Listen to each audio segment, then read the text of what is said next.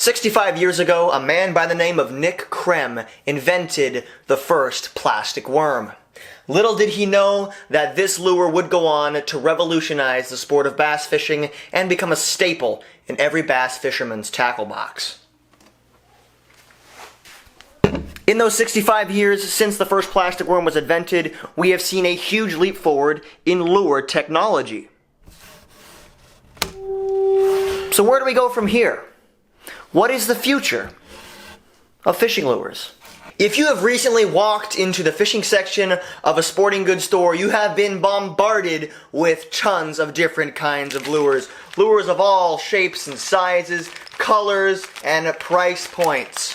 It's a bit overwhelming, to be honest. But what about the future of fishing lures? To be honest, we kind of live in the future right now in regards to fishing lures. Like I mentioned, fishing lure technology has seen a huge increase in the last couple of years, and it shows no sign of stopping anytime soon. There are a number of tackle companies that are leading the charge and trying to create cutting-edge lures that are really pushing the envelope of what a lure can do. When it comes to cutting-edge lures that are available on the market today, consider the following examples. First of all, live target lures. Live target lures started out making crankbaits and hardbaits, and their goal was to try and make their crankbaits and hardbaits as realistic to real forage as they could. Hence the name Live Target. They have since moved on from crankbaits into making soft plastic swim baits, and recently they just came out with a bass jig that imitates a crayfish. As an angler, I'm not gonna lie, this bait looks pretty cool. Another company that is currently revolutionizing the world of fishing lures is Livingston Lures. I have one of their lures in my hand right now, and you may be saying to yourself, that looks like a pretty normal lure. But you would be wrong to say that, because while it does look pretty standard on the outside, it's what's on the inside that really matters. This lure has the ability to play pre-recorded sounds. More specifically, the pre-recorded sounds of bait fish. Yes, fish actually do make some noise in the water, and it turns out that sound waves travel really well through water. That is why you're always told to be quiet when you're fishing. This bait takes kind of a different approach. It actually projects the sound of an injured bait fish or a feeding bait fish into the water, and that helps convince a bass that this bait is real. Now, when it comes to fishing, scent has a huge role to play. Have you ever wondered why night crawlers catch fish? It doesn't really have anything to do with the way they look. It has more to do with the way they smell. Certain fish have a very keen ability to pick up scent in the water. And there's one company that has capitalized on that. Berkley. Berkley's line of Gulp Alive products have really revolutionized the way we fish. More specifically, they've revolutionized the way I fish. It's like having live bait on hand at all times.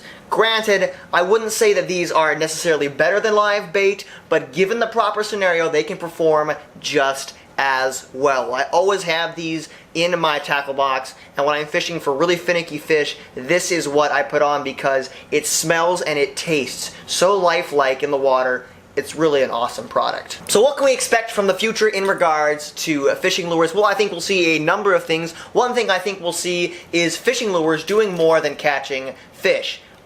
Portable fish finders are getting smaller and smaller, and it's only a matter of time before somebody decides to put a small sonar device in a lure. So while you're casting, you can be gathering information and data via a phone app on what kind of structure, what kind of terrain is down there under the water. I think lures will also have the ability to tell us what the temperature of the water is and stuff like that. I think we'll see a lot more electronics built into hard baits such as this. I think we'll also see small cameras being put into fishing lures to be able to record that moment when the fish strikes it. Among other things, lures will continue to have better action, they will continue to look more realistic, and they will continue to smell more realistic as time progresses and as technology gets more and more advanced. Take, for instance, this bait right here. It has a joint in the middle that allows it to move like this. When you reel it, water flows over this little lip right here, and it causes the bait to do this, and the joint allows the bait to look natural in the water. But what if I told you there's already lures that can swim on their own? It's true. There are lures available right now that you can go and buy. You basically tie your line to them and they swim around in a circle and imitate a wounded bait fish. With the recent progression in fishing lure technology over the last couple of years, we have to ask ourselves, where does this leave us as anglers? If we have lures that are so good, the fish practically have no choice but to bite, doesn't that kind of take away from the sport of fishing?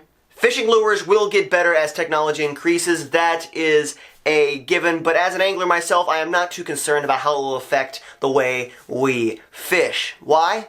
Because fish are still fish. It doesn't matter how crazy and cool your lure looks, it doesn't matter how much it looks like real forage. Fish are still fish. Fish are still unpredictable creatures. There have been countless times where I've gone out to a body of water using state-of-the-art lures and I have gotten skunked. Why? Because fishing has a lot of variables. I don't care how cool and how realistic your bait is. If the fish don't want to bite, they're not going to bite. So guys, thank you so much for watching this video. I really like making these types of videos on the channel because they're a lot different from the videos that I usually make, and I get to explore a fishing topic from a number of different angles. Now guys, it is no secret that making YouTube videos once a week takes a lot of time and effort, and if you want to consider supporting the videos that I make, I recently just launched a Patreon. It's a way that you can directly support this YouTube channel, and in return you get some cool perks and benefits. Check it out in the link in the description. Anyway guys, thank you so much for watching this video. Be sure to subscribe to the channel if you have not already. You can check out my last video right here. Thank you guys for watching, and as always, stay hooked. I'll see you later.